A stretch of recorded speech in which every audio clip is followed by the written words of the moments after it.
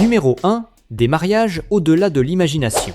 Si vous vous rendez au Népal, particulièrement dans les régions montagneuses les plus reculées, vous pourriez être témoin de mariages extrêmement surprenants où une femme épouse plusieurs maris, qui s'avèrent être des frères germains. Les habitants d'ici ne considèrent pas cela comme un problème d'ordre moral, mais plutôt comme une nécessité absolue pour s'assurer une vie meilleure. La raison est que dans ces zones d'altitude, où les terres cultivables sont plus précieuses que l'or, si 3 frères épousaient 3 femmes différentes, la petite parcelle familiale serait divisée en 3, et personne ne pourrait survivre. En partageant la même épouse, ils préservent l'intégrité du patrimoine à travers les générations et unissent la force de travail de tous les hommes de la maison. Dans ces familles, le frère aîné endosse généralement le rôle de gestionnaire principal. Mais tous les maris partagent les mêmes devoirs, et les enfants nés de cette union appellent tous les frères de la même manière sans jamais avoir besoin de recourir à des tests ADN pour identifier le père biologique. Bien sûr, il existe également des mariages monogames tout à fait ordinaires. Cependant, comme la terre reste ici plus précieuse que l'or, si un mari vient à décéder prématurément, la famille s'organise pour que la veuve épouse directement le frère aîné ou le frère cadet du défunt au lieu de la laisser partir avec ses biens.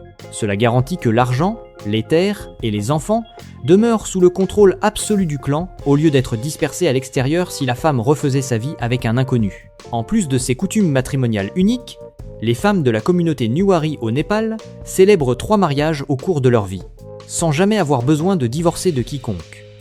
La première fois, alors qu'elles ne sont que des fillettes âgées de 5 à 10 ans, elles participent à un rituel appelé Ii, où le marié est une pomme de bois, également connu sous le nom de fruit du bel. Dans la culture népalaise, ce fruit représente le dieu Vishnu, une divinité immortelle. Épouser un dieu signifie donc s'assurer un mariage éternel. Le véritable sens derrière cette tradition est stupéfiant, puisque leur premier époux est une divinité qui ne meurt jamais. Même si leur futur mari en chair et en os vient à décéder, la femme Newari ne sera jamais considérée comme veuve, ni marginalisée par la société, car sur le plan spirituel, elle reste l'épouse de ce dieu immortel. Ce n'est pourtant que le début. Leur deuxième mariage se fait avec le soleil, lors d'un rituel de 12 jours appelé Bara Tayegu. Les jeunes filles sont alors enfermées dans une pièce sombre, avec l'interdiction absolue d'entrer en contact avec le moindre homme ou de laisser les rayons du soleil effleurer leur peau. Le dernier jour, la jeune fille peut enfin sortir pour se prosterner devant le dieu du soleil, Surya, et devenir officiellement son épouse. C'est seulement après avoir accompli ces 2 unions spirituelles avec le fruit et le soleil que la femme népalaise est autorisée à célébrer son 3e mariage avec un homme en chair et en os. Numéro 2. Le rituel des crémations publiques au bord du fleuve sacré. Au Népal, la mort n'est pas un événement privé dissimulé derrière des murs de briques comme dans beaucoup d'autres pays, mais une cérémonie publique qui se déroule en continu sous les yeux de milliers de personnes. En longeant les rives du fleuve Bagmati dans la capitale, Katmandou, vous apercevrez des corps drapés de tissu orange vif, déposés sur des bûchers de bois et incinérés en plein air, au vu et au su de tous.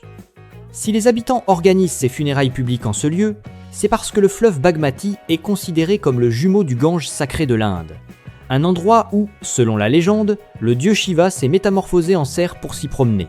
Pour les Népalais, ce cours d'eau est une source d'une pureté absolue, capable de laver tous les péchés accumulés durant l'existence. Il suffit que les cendres y soient dispersées pour que l'âme atteigne immédiatement la libération, brisant ainsi définitivement le cycle des réincarnations douloureuses, pour s'envoler directement vers le paradis, sans passer par le moindre jugement.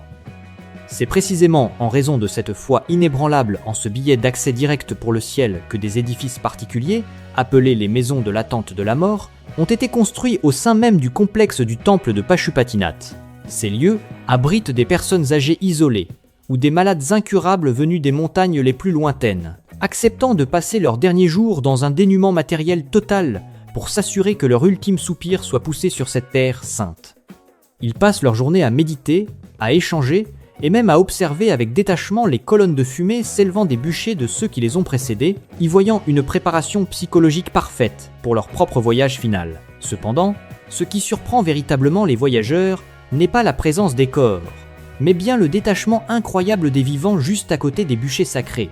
À quelques pas seulement de l'endroit où un corps retourne à la poussière, vous verrez des groupes de jeunes discuter et rire, des touristes capturer des autoportraits, et des marchands ambulants proposaient des collations avec enthousiasme.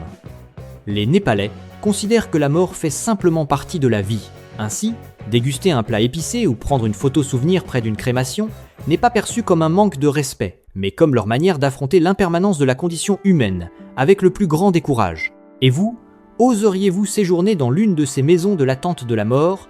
Partagez votre avis dans la section des commentaires. Numéro 3. Le paradoxe du paradis à bas prix. Pourriez-vous croire qu'avec seulement 20 $ américains en poche, vous devenez officiellement un roi sans couronne au cœur de Katmandou, la capitale du Népal? Avec une somme qui suffit à peine à s'offrir un café et un sandwich à New York, vous pouvez vous offrir une journée de grand luxe. 3 repas complets au restaurant, une nuit dans un hôtel avec vue sur les sommets enneigés et des trajets en taxi à travers la ville sans jamais regarder le compteur.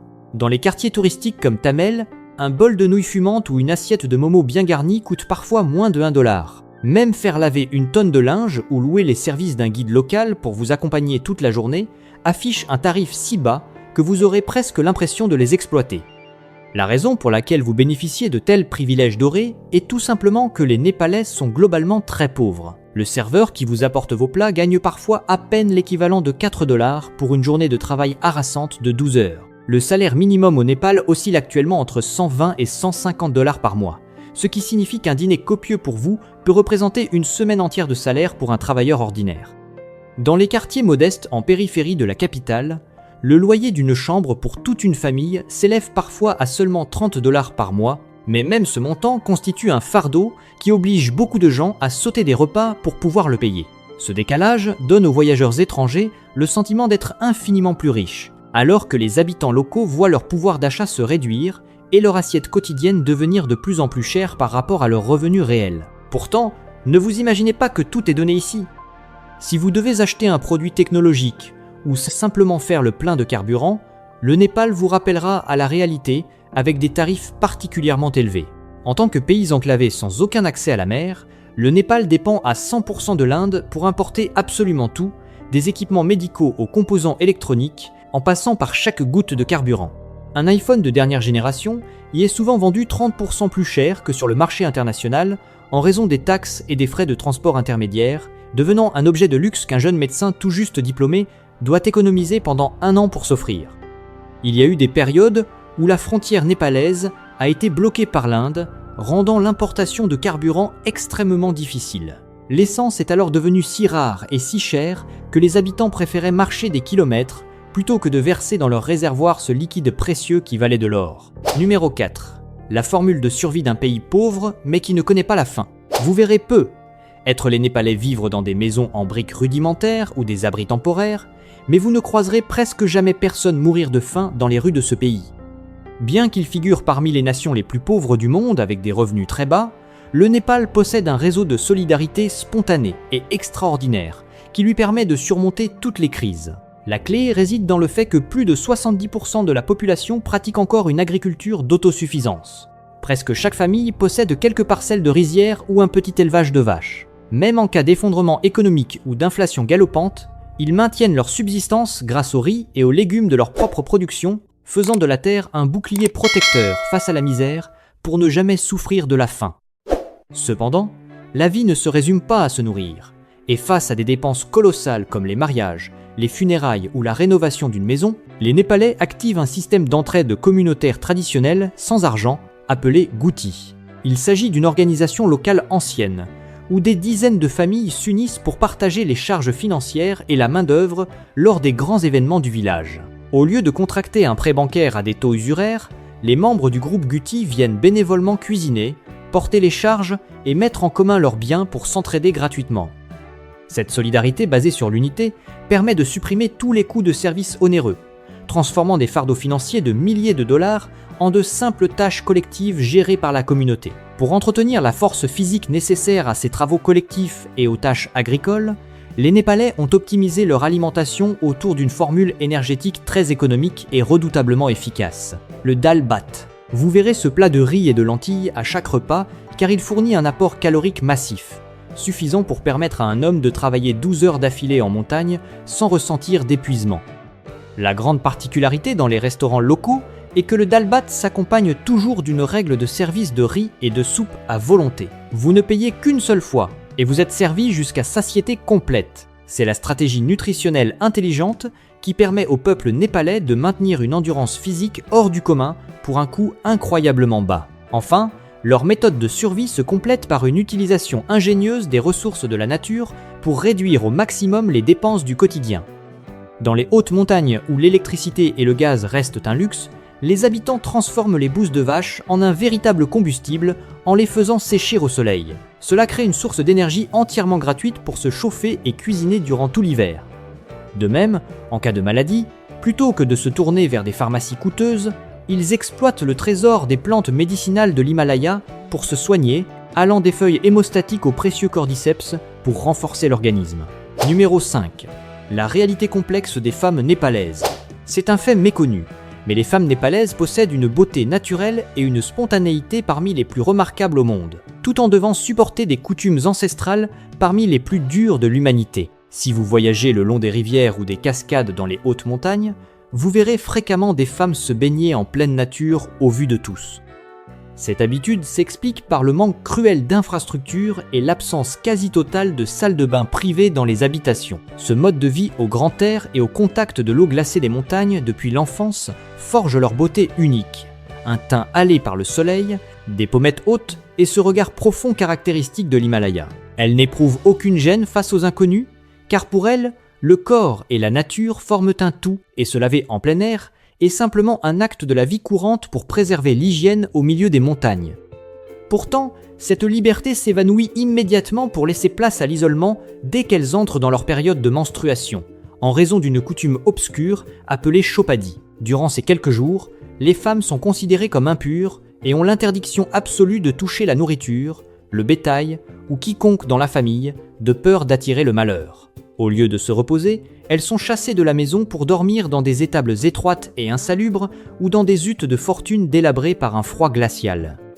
Bien que le gouvernement ait interdit cette pratique, de nombreuses femmes perdent encore la vie en raison de morsures de serpents ou d'attaques d'animaux sauvages, car ces croyances anciennes restent profondément ancrées dans l'esprit des habitants des zones reculées. De plus, le Népal est l'un des rares pays au monde où les hommes ont une espérance de vie supérieure à celle des femmes, alors que dans la plupart des nations, les femmes vivent en moyenne 5 ans de plus que les hommes. Au Népal, l'espérance de vie moyenne des femmes est de 71, 2 ans, soit moins que les 71, 8 ans des hommes. Cela s'explique par le fait que les femmes constituent la main-d'œuvre la plus sollicitée de la famille. Elles travaillent de 4 heures du matin jusqu'à tard le soir, effectuant les travaux des champs, tout en transportant des charges de 50 kg sur leur tête dans les pentes escarpées. Les maternités multiples, le manque d'accès aux soins médicaux et un travail physique exténuant épuisent prématurément leur organisme, ce qui fait vieillir les femmes népalaises très rapidement et les conduit souvent à s'éteindre avant leur époux. Cependant, au milieu de ces réalités difficiles, une révolution silencieuse est en train de naître au pied de l'Everest. Au lieu de se résigner à une vie confinée aux cuisines et aux étables, des milliers de Népalaises ont décidé de fonder leurs propres agences de voyage et des collectifs de guides de haute montagne exclusivement féminins. Elles brisent ainsi le stéréotype voulant que la montagne soit un domaine réservé aux hommes, tout en accédant à une indépendance financière qui leur permet de scolariser leurs enfants et de s'affranchir de l'autorité des maris patriarcaux. Pensez-vous qu'elles méritent une vie meilleure? Si oui, écrivez le numéro 4 dans la section des commentaires. Numéro 6. Quand les divinités marchent vraiment dans la rue. Le Népal a toujours été considéré comme la terre spirituelle du monde, et ses habitants sont souvent fiers de répéter cette expression populaire. Ici, il y a plus de temples que de maisons, et les divinités sont plus nombreuses que les hommes. Ce n'est absolument pas une exagération. Rien que dans la petite vallée de Katmandou, on a dénombré plus de 2500 temples, monastères, et l'on compte de grands et petits mausolées, ce qui signifie qu'à chaque 2 pas, vous croisez un symbole spirituel. À l'intérieur de ces sanctuaires, on adore une immense variété de dieux. On estime que le pays compte au total environ 330 millions de divinités, soit près de 11 fois la population de cette nation. La grande particularité est que le monde spirituel au Népal ne se limite pas à des statues inertes, mais s'incarne en chair et en os à travers la tradition de la déesse vivante Kumari, considérée comme la réincarnation de la déesse Taleju. Dans la culture népalaise, Taleju Bawani est la divinité suprême qui protège les rois, incarnant le pouvoir féminin, la protection et la souveraineté nationale. Une fillette qui aspire à devenir Kumari doit passer par une sélection plus stricte qu'un concours de beauté, avec 32 critères corporels parfaits, d'une voix claire, comme celle d'un canard sauvage à des yeux noirs comme ceux d'une vache, en passant par des ongles d'un rose soutenu et l'absence totale de la moindre cicatrice. Une fois choisie, la petite fille doit quitter sa famille pour vivre dans un palais isolé, vêtu exclusivement de rouge et sans jamais laisser ses pieds toucher le sol, car les habitants croient que les pieds d'une divinité ne peuvent être souillés par la poussière du monde. La déesse vivante possède un tel pouvoir que même les chefs d'État doivent s'incliner pour recevoir sa bénédiction, mais ce mandat prendra fin immédiatement dès que la fillette perdra sa première dent de lait ou entrera dans la puberté, retournant officiellement à la vie d'une personne ordinaire après des années passées à être vénérée comme une sainte. Si le culte d'une petite fille vous semble déjà surprenant, c'est que vous ignorez encore que les habitants de ce pays vénèrent également les vaches. Au Népal, la vache est considérée comme l'animal national et l'incarnation de la déesse de la richesse Lakshmi, ce qui lui confère des privilèges que n'importe quel être humain envierait. Vous croiserez fréquemment des vaches endormies en plein milieu d'avenues bondées, obligeant des milliers de véhicules à s'arrêter patiemment pour attendre ou à se faufiler pour les contourner sans que personne n'ose klaxonner ou les chasser. La législation népalaise est si stricte que si vous tuez accidentellement une vache au volant, vous risquez une peine de prison pouvant aller jusqu'à 12 ans. Numéro 7. Les règles de savoir-vivre uniques des Népalais. Si vous avez l'habitude de vous tenir la main ou de vous embrasser en public, le conseil est d'abandonner cette habitude lors de votre voyage au Népal. Dans ce pays, de telles marques d'affection sont perçues comme une offense à la pureté des dieux et se révèlent contraires aux bonnes mœurs, obligeant les couples locaux à dissimuler leur amour derrière des portes closes s'ils veulent s'épargner les regards réprobateurs de leur entourage. Pourtant, alors que le romantisme entre hommes et femmes est sévèrement restreint, voir deux hommes se tenir la main ou marcher bras dessus bras dessous dans la rue est considéré comme très affectueux ici. Leur relation n'est pas celle que vous pourriez imaginer. Ils agissent ainsi simplement pour témoigner d'une amitié fraternelle profonde et d'une confiance absolue l'un envers l'autre. De plus, il existe au Népal un autre ensemble de règles de conduite liées à la tête, aux pieds et aux mains. Les Népalais croient que le sommet de la tête est le siège de l'âme et de l'énergie divine. Ainsi, caresser la tête d'un enfant, un geste perçu comme amical en Occident, représente une grave insulte et un manque de respect flagrant envers l'honneur de sa famille. Cette règle est si stricte que vous ne devez absolument jamais toucher le chapeau ou tout autre couvre-chef d'un habitant. À l'opposé de la tête se trouvent les pieds, considérés comme la partie la plus basse et la plus impure du corps en raison de leur contact direct avec la poussière du monde. Par conséquent, vous ne devez jamais pointer vos pieds vers autrui ni enjamber les jambes d'une personne assise, car cet acte est perçu comme un affront équivalent à des injures lancées au visage. Si vous touchez accidentellement quelqu'un avec le pied, faites immédiatement le geste de vous excuser en touchant légèrement son épaule de la main avant de porter celle-ci à votre front, manifestant un profond regret avant que la personne ne s'enflamme. En ce qui concerne les mains, la main gauche est ici réservée par défaut aux tâches d'hygiène personnelle aux toilettes. C'est pourquoi seule la main droite est jugée propre et autorisée pour manger, offrir des cadeaux ou effectuer des transactions financières au Népal. Utiliser votre main gauche pour donner de l'argent ou proposer de la nourriture à quelqu'un est considéré comme une offense extrêmement lourde, donnant au destinataire le sentiment d'être méprisé au point qu'il pourrait refuser net votre offre. Enfin, ce qui peut le plus déconcerter les voyageurs internationaux reste la manière dont les Népalais hochent la tête pour exprimer leur accord. Alors que dans la majeure partie du monde, incliner la tête de haut en bas signifie oui et de gauche à droite signifie non, les habitants locaux exécutent un mouvement d'inclinaison de la tête sur les côtés extrêmement fluides pour signifier d'accord ou j'ai compris. Lorsque vous vous renseignez sur un article ou demandez votre chemin, si vous les voyez balancer la tête avec une totale tranquillité, ne vous découragez pas et ne partez pas trop vite, car ils sont en réalité en train de vous dire que c'est tout à fait cela. Numéro 8. Les super-héros de l'Himalaya. Alors que vous pourriez vous retrouver à bout de souffle après avoir grimpé seulement quelques étages, il existe au Népal un peuple capable de courir à une altitude de 8000 mètres sans la moindre bouteille d'oxygène, les Sherpas. Il faut savoir qu'à cette altitude, la quantité d'oxygène dans l'air est inférieure à 1/3 de celle mesurée au niveau de la mer. Un environnement que les alpinistes appellent la zone de la mort, où le cerveau d'un être humain ordinaire commencerait à gonfler, et où les organes internes cesseraient de fonctionner en quelques minutes à peine. Pourtant, depuis plus de 6000 ans, les Sherpas ont non seulement survécu, mais ils transportent avec un détachement total des dizaines de kilos de matériel à travers des tempêtes de neige par moins 40 degrés Celsius, des conditions capables de geler un adulte en un instant.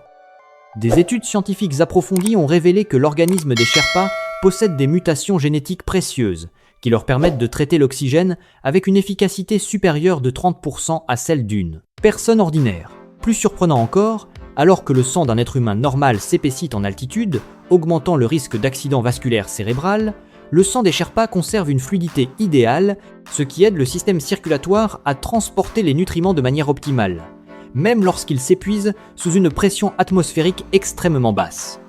Cependant, cette aptitude innée est mise au service de l'un des métiers les plus dangereux de la planète, les docteurs de la cascade de glace. Chaque année, avant l'arrivée des expéditions internationales, les groupes de Sherpas les plus aguerris doivent risquer leur vie pour s'aventurer dans la cascade de glace de Khumbu, un lieu comparable à un broyeur géant où des blocs de glace de plusieurs centaines de tonnes peuvent s'effondrer à tout moment. Leur mission consiste à installer des milliers de mètres de cordes et de fragiles échelles en aluminium au-dessus de crevasses profondes de plusieurs centaines de mètres afin d'ouvrir une voie sécurisée pour les touristes suivront. Ils endossent même le rôle d'éboueurs de l'extrême en transportant sur leur dos des dizaines de kilos de déchets, allant des bouteilles d'oxygène vides aux détritus humains pour nettoyer un mont Everest gravement pollué par l'afflux du tourisme commercial. Le prix de ce défi permanent face à la mort sur des parois verticales est un revenu capable de transformer le destin de tout un clan familial au Népal. Un excellent guide Sherpa peut gagner environ 10 000 $ américains, en l'espace de seulement 2 mois de saison d'alpinisme, une somme astronomique comparée au salaire mensuel moyen d'environ 150 $ d'un travailleur ordinaire à Katmandou.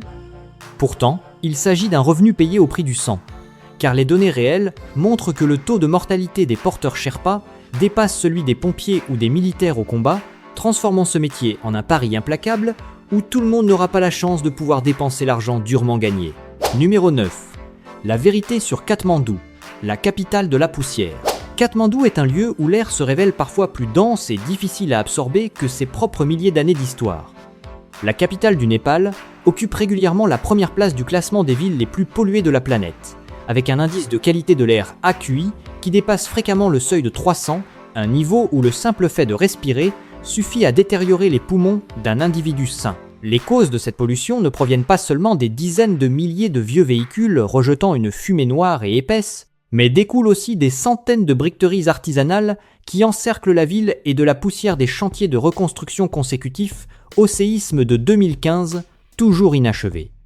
Ici, les particules fines s'immiscent dans chaque mèche de cheveux et se déposent sur chaque fibre de tissu, faisant du masque de protection un accessoire indispensable pour les habitants de cette nation. Pourtant, au cœur même de cette atmosphère saturée de fumée et de poussière, vous serez émerveillé de constater que vous vous trouvez au milieu d'un immense musée vivant qu'aucun autre endroit au monde ne peut égaler.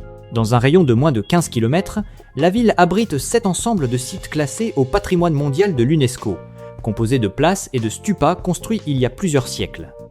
Le plus surprenant reste que le peuple népalais ne sépare pas le patrimoine de sa vie quotidienne.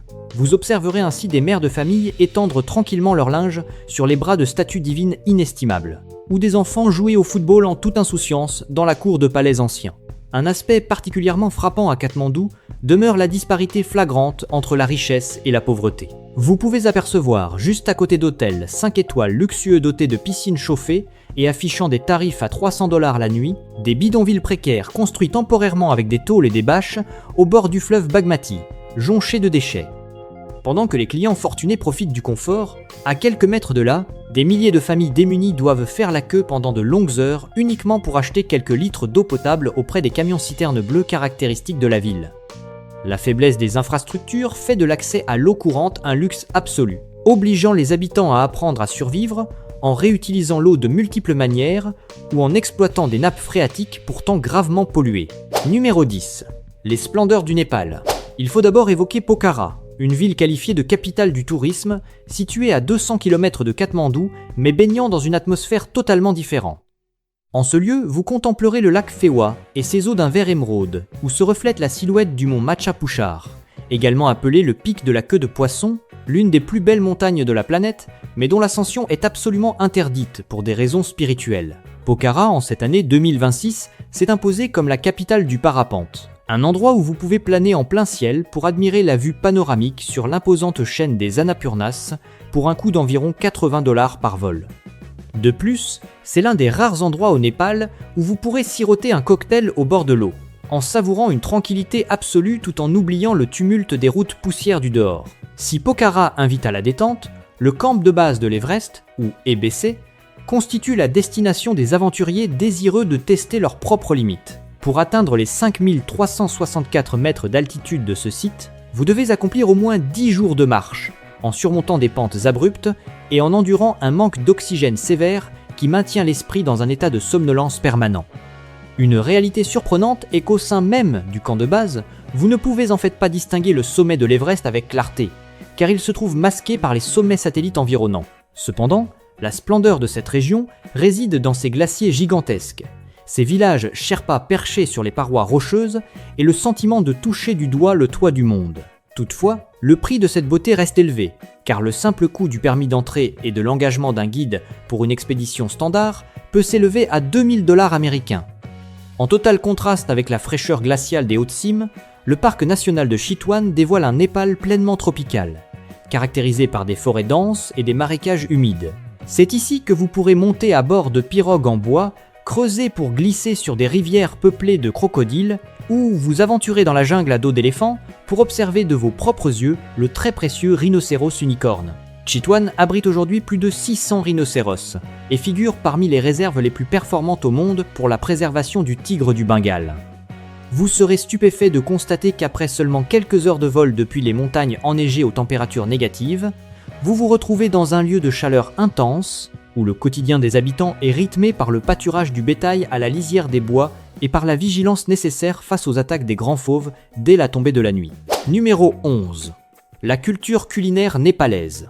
La vache étant un animal sacré et intouchable, le buffle s'est imposé comme le sauveur pour satisfaire les envies de viande de plus de 30 millions d'habitants, donnant naissance à une culture gastronomique axée sur cette viande ferme et savoureuse. La démonstration la plus flagrante en est la suprématie du momo, un ravioli d'inspiration tibétaine mais possédant l'âme du Népal, garni de viande de buffle haché menu et relevé de poivre sauvage des montagnes. Dans la capitale, Katmandou, tous les 10 pas, vous croiserez une échoppe de momos fumants, où la population consomme des millions de raviolis chaque jour pour un prix dérisoire d'environ 1 $ les 10 pièces, en faisant le plat populaire qui efface les barrières de fortune et de classe sociale. Si le momo est le repas de tous les jours, le sel rôti constitue l'élément indispensable de chaque célébration et grand événement pour les Népalais. Il s'agit d'un pain en forme d'anneau, préparé à partir de farine de riz soigneusement trempée, moulu finement, puis mélangé à du beurre et du sucre, avant d'être frit dans un bain d'huile bouillante. Tout l'art réside dans la dextérité du cuisinier, qui verse la pâte à la main directement dans la poêle, pour former un cercle parfait, sans l'aide d'aucun moule, obtenant une texture croustillante à l'extérieur et moelleuse à l'intérieur. Pour les habitants, la forme circulaire du sel rôti symbolise la plénitude et le cycle de l'existence. Ils confectionnent des centaines de ces pains durant la fête de Tihar pour les offrir à leurs proches, en faisant un symbole de chance et de cohésion communautaire qu'aucun produit industriel ne saurait remplacer. Pour adoucir le palais après ces mets épicés et relevés, les Népalais vous inviteront à découvrir le roi des yaourts appelé Jujudao, une spécialité renommée de la cité antique de Bhaktapur. Sa principale particularité est que ce yaourt est mis à fermenter dans des bols en argile brute plutôt que dans des pots en verre ou en plastique. L'argile possède la propriété d'absorber l'excès d'humidité, ce qui donne au yaourt une consistance très épaisse et onctueuse comme une crème, ainsi qu'un goût parfumé et riche caractéristique issu du lait frais de bufflone associé à du miel. Numéro 12. Les mystères sans explication au Népal. Le Népal est un lieu où les lois de la physique semblent parfois faire l'objet d'anomalies, particulièrement dans la terre sainte de Muktinath, située à 3800 mètres d'altitude. En ce lieu, au sein même du temple de Jwalamey, vous découvrirez un phénomène étrange qui laisse les scientifiques perplexes. Une flamme bleue éternelle qui brûle avec vigueur juste au-dessus d'une source d'eau jaillissant en continu de la fissure d'une roche. Alors qu'en tout autre endroit, l'eau et le feu sont des ennemis jurés, ils fusionnent ici depuis des milliers d'années, sans jamais s'éteindre, malgré l'air rare et les vents violents de la haute montagne. Les géologues avancent qu'il pourrait s'agir d'une émanation de gaz naturel s'échappant des profondeurs de la Terre, mais le plus mystérieux demeure qu'ils n'ont pas encore pu en déterminer l'origine exacte, ni comprendre comment ces réserves maintiennent la flamme stable à travers les siècles sans manifester aucun signe de déclin. Si Muktinath représente le mystère de l'énergie naturelle, les grottes du ciel dans la région de l'Upper Mustang constituent une véritable énigme sur la capacité de construction des anciens, défiant les limites de l'être humain. Sur des falaises calcaires verticales et lisses, vous observerez environ 10 000 grottes artificielles creusées directement dans la roche, superposées les unes aux autres, à la manière d'immenses ruches de cils, à une hauteur atteignant 50 mètres du sol. La question qui étonne le monde depuis des décennies est la suivante. Comment les hommes de l'Antiquité, il y a plus de 2000 ans, ont-ils pu escalader ces parois abruptes et dépourvues de points d'appui pour creuser ces milliers de cavités alors qu'ils ne disposaient ni de cordes ni d'échafaudage moderne? Ces grottes se trouvent suspendues dans des positions si périlleuses que même les alpinistes professionnels actuels éprouvent des difficultés pour y accéder, créant une cité aérienne mystérieuse dont l'objectif de construction initial demeure une grande inconnue. À l'intérieur de ces grottes glaciales, les archéologues ont mis au jour des momies vieilles de 2000 ans, ainsi que des manuscrits bouddhistes précieux et des bijoux en or et en argent finement ciselés. Un fait terrifiant est que beaucoup d'ossements découverts présentent des marques de coupures au couteau, ce qui soutient l'hypothèse de la pratique de l'inhumation céleste, où les corps humains étaient découpés en morceaux pour que les vautours en consomment la chair afin de libérer l'âme. Cependant, aucun document n'explique encore clairement pourquoi ils ont dû consacrer des décennies d'efforts pour creuser jusqu'à 10 000 grottes dans des emplacements aussi inconcevables uniquement pour s'en servir comme sépulture ou refuge. Numéro 13. Les festivités exceptionnelles du Népal. Si vous détestez aller travailler, le Népal s'impose comme le pays idéal au monde pour vous, car il détient le record de la plus grande quantité de jours fériés publics sur la planète. Alors que la majeure partie des nations s'accordent seulement entre 10 et 15 jours de repos, le gouvernement du Népal valide jusqu'à 36 jours fériés officiels chaque année, sans compter les innombrables célébrations locales, s'étalant sur des semaines pour les plus de 125 groupes ethniques différents. La raison découle du fait que le Népal utilise plusieurs types de calendriers simultanément et que chaque ethnie fête son propre nouvel an, ce qui fait que les administrations publiques se trouvent presque tous les mois en état de fermeture pour festivités. Le plus incroyable demeure que, bien que le pays soit pauvre, les habitants sont prêts à dépenser des sommes colossales pour organiser des fêtes, car honorer les divinités s'avère bien plus important pour eux que la croissance du produit intérieur brut ou l'accumulation de richesses personnelles. La plus grande originalité de la culture festive du Népal réside dans la manière dont il honore les animaux comme des invités de marque à travers le festival de Tihar qui dure 5 jours. Vous ne trouverez nulle part ailleurs au monde une journée appelée Kukur Tihar, un jour consacré exclusivement à s'agenouiller devant les chiens en raison de la croyance qu'ils sont les gardiens du dieu de la mort. Ce jour-là, des dizaines de milliers de canidés, des chiens policiers aux chiens errants les plus misérables, reçoivent des colliers de fleurs de souci autour du cou, une marque de poudre rouge sur le front et des banquets somptueux composés de viande, d'œufs et de lait. La veille, les habitants organisent également des offrandes pour les corbeaux, considérés comme des messagers apportant des nouvelles de l'au-delà, créant une scène surprenante où tout le royaume suspend ses activités uniquement pour prendre soin et prier devant des animaux qui, ailleurs, sont parfois chassés. À l'arrivée du printemps, le Népal se métamorphose en un champ de bataille des plus colorés et chaotiques de la planète, avec le festival des couleurs Holi. C'est le moment où toutes les barrières de classe sociale, de fortune et de genre s'effacent totalement. Un individu riche peut recevoir de la poudre colorée en plein visage de la part d'un enfant démuni, et les touristes deviennent instantanément la cible de pluies d'eau colorée jetées depuis les étages supérieurs. Durant les 2 jours de festivités, toutes les rues de Katmandou se trouvent plongées dans des nuages de poudre rouge, jaune et verte, où des milliers de personnes dansent avec frénésie au rythme d'une musique vibrante et sous les effets de l'alcool de riz. Pour clore cette série de célébrations, vous devez assister au festival d'Indrajatra, où d'immenses chars en bois de la hauteur d'un immeuble de 3 étages sont tirés à la force des bras par des centaines de jeunes hommes vigoureux à travers les ruelles étroites de la capitale. C'est l'unique occasion de l'année où la déesse vivante Kumari apparaît devant le public sur le char qui mène le cortège, ce qui donne lieu à des scènes où des milliers de personnes se bousculent et se pressent uniquement pour apercevoir le visage de la divinité en chair et en os. Numéro 14. Le coût d'un voyage au Népal en 2026. En comparaison avec beaucoup de pays possédant des paysages montagneux similaires, le Népal affiche des tarifs plutôt abordables, particulièrement si vous privilégiez les expériences locales au détriment des services haut de gamme. Cependant, les prix entre Katmandou, Pokhara et les zones de randonnée célèbres peuvent présenter des écarts notables. À Katmandou, le coût de l'hébergement s'avère très varié. Les auberges de jeunesse ou les pensions de famille économiques oscillent généralement entre 5 et 15 $ par nuit, tandis que les hôtels de catégorie moyenne se situent aux alentours de 20 à 50 $. Dans les localités touristiques réputées comme Pokhara ou à proximité des sentiers de trekking, le prix des chambres peut augmenter durant la haute saison. Les transports au Népal restent relativement bon marché, mais ne s'avèrent pas toujours pratiques. Les trajets courts en taxi à l'intérieur de la ville coûtent habituellement entre 1 et 4 $. Les bus locaux constituent l'option la plus économique, avec un tarif de seulement 0, 2 à 1 $ par course, mais ils s'avèrent souvent bondés et lents. Pour se déplacer entre les villes ou s'élever vers les montagnes, les jeeps et les autocars de longue distance restent plus courants, avec des prix variant de 5 à 25 $, selon la distance et l'état des routes. Le budget pour la nourriture au Népal se montre assez bas si vous consommez à la manière locale.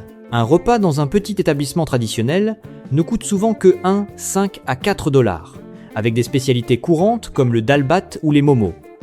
Les restaurants destinés aux voyageurs ou proposant une cuisine internationale affichent des prix oscillant entre 5 et 12 $ par repas. Si vous entreprenez un trekking, les dépenses augmenteront de façon significative en raison des frais de guide, de porteurs et des permis nécessaires. Une courte randonnée peut engendrer un coût supplémentaire de 20 à 50 $ par jour, tandis que les itinéraires célèbres, comme le camp de base de l'Everest, s'avèrent beaucoup plus onéreux. Globalement, un voyageur peut parcourir le Népal de manière tout à fait confortable, avec un budget de 25 à 60 $ par jour, en optant pour un style économique ou intermédiaire. En choisissant des hôtels de meilleure catégorie, en se déplaçant en véhicule privé et en multipliant les activités de randonnée, le coût peut s'élever à environ 80 à 150 $ par jour, voire plus. Numéro 15, conseil essentiel pour les voyageurs au Népal. L'un des pièges les plus fréquents pour les voyageurs au Népal réside dans les offres de trekking à bas prix promues directement dans l'artère touristique de Thamel, à Katmandou. De nombreuses agences affichent des tarifs extrêmement bas pour l'expédition vers le camp de base de l'Everest ou de l'Annapurna. Mais une fois le voyage commencé, une multitude de frais supplémentaires apparaissent pour les permis, les porteurs, l'hébergement ou le transport des bagages. Il arrive que des marcheurs ne découvrent l'absence de licence valide de leur guide qu'après plusieurs jours de marche en montagne, un moment où il n'existe pratiquement plus aucune solution alternative. À proximité des temples célèbres comme Swayambhunath ou Boudhanath, vous ferez également face à des personnes qui s'approchent spontanément pour vous nouer un bracelet de protection ou vous appliquer un tika sur le front sans mentionner aucun tarif. Une fois l'acte accompli, ils exigeront une offrande d'un montant bien plus élevé que vous ne l'imaginez. Comme l'action se déroule très rapidement et revêt un caractère spirituel, de nombreux touristes éprouvent des difficultés à refuser ou ne savent pas comment réagir. Un autre désagrément récurrent concerne les coupures d'électricité ou les connexions internet intermittentes, même au sein des zones à forte fréquentation touristique. Il arrive que le réseau disparaisse complètement pendant de longues heures, perturbant les paiements en ligne, les réservations de véhicules ou les communications. Si vous dépendez entièrement de votre téléphone pour présenter vos billets, consulter vos cartes ou accéder aux informations de votre hôtel, vous risquez de vous retrouver dans une situation compliquée. Sur les itinéraires de trekking réputés, un facteur que beaucoup n'anticipent pas est l'augmentation progressive du prix de la nourriture et de l'eau en fonction de l'altitude. Une bouteille d'eau à Katmandou s'avère très bon marché, mais à l'approche des refuges de montagne, son tarif peut être multiplié par plusieurs fois, car l'approvisionnement doit s'effectuer à dos d'homme ou d'animal. Certains randonneurs emportent trop peu d'argent liquide en pensant trouver des distributeurs automatiques ou des paiements électroniques en altitude, pour découvrir à la moitié du parcours qu'il n'existe aucun moyen de retirer des fonds. Et voilà, nous avons terminé notre exploration de ces 15 faits incroyables sur le Népal. J'espère que tout ce que nous venons de partager vous aura permis d'avoir un regard neuf et plus profond sur ce pays extraordinaire. Si vous avez trouvé cette vidéo utile, n'oubliez pas de laisser un like, de vous abonner et d'activer la cloche pour ne manquer aucune de nos prochaines aventures. À la prochaine!